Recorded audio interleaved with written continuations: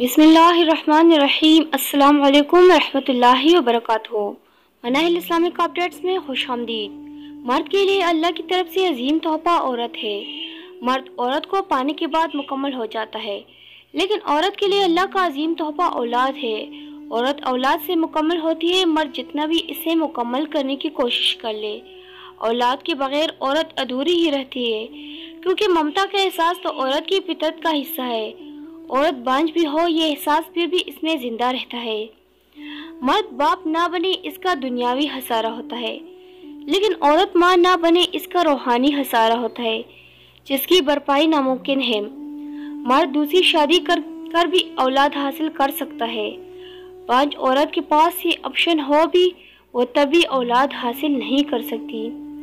इसलिए मैं कहता हूँ, बांझ औरत का एक नॉर्मल औरत की निस्बत ज्यादा एहसास किया करे।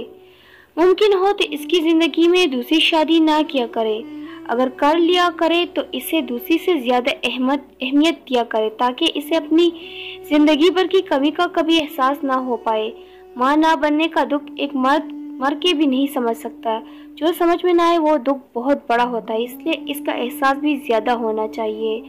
अगर आपको मेरी वीडियो अच्छी लगी है तो चैनल को सब्सक्राइब जरूर कीजिएगा। शुक्रिया।